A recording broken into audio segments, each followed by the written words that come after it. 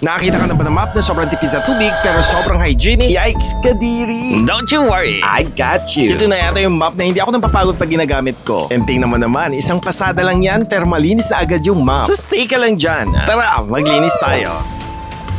And this is the Tornado Mop from Zolele. And out of the box, ito yung marireceive nyo. And to be honest, pangalawang tornado mop ko na to. Yung una namin mop, 8 months na siya. And when it comes to quality, I think this one can last you for a longer time. And the square mop heads make it easier to clean even yung mga sulok ng floor nyo. Meron na nga pala siyang kasamang dalawang cloth. And grabe, sobrang dikit nito. Sobrang dali lang niya i-assemble. And kahit bata kaya itong buuin. And the best part dito is nagro-rotate yung head niya. Sobrang modern ang design nito. Meron itong cleaning brush pero hindi mo kailangan ilublob sa tubig. At ang unique na part dito is meron siyang clean and dirty water separation system. Ibig sabihin, this is the most hygienic way to clean your floors. Highly recommended to, lalo na sa mga fur parents dyan. And I can assure you that you can clean your floor half the time with this amazing mop. Yun nga palang bakit natin meron siyang injection port and outlet, make it easier to add water and pour detergent. Hello Lysol, Bekene man. And to explain to you the clean and water separation system, makikita mo dito na nakaiwala yung portion na malinis sa tubig. Yung ganitong kaduwing floor, madali lang yan. This square mop is so easy to use. You can easily reach even the corners of your floor. And this microfiber mop pad can easily clean dirt, dust, and hair from the floor surface with only water. Opak, isang pasada pa lang yan. And totoo nga ang chismis, hindi mo kailangan ilublob yung mop sa tubig para malinis siya. Oh, Bog, sobrang linis nga niya. And to test this tornado mop, bigyan natin siya ng mas matinding dumi. Alam natin na napaka-messy ng ketchup, so ito yung tinry natin. And tingnan nyo naman, isang pasada lang nakuha na agad yung ketchup sa floor. So just imagine how much time and effort ang masisave mo dito. And maganda pa dito pag nag-color orange na yan, indication na yan that the mop is dry and ready to use. And look at this. Once ko lang siya pinaikot pero sobrang linis na niya. And tingnan nyo naman, pati buhok, balahibo at kahit anong alikabok yan, kuwang-kuwa niya. You can clearly see that the dirty water and clean water are completely separated. So if you want to save time, effort, and spend time with your family, order ka na.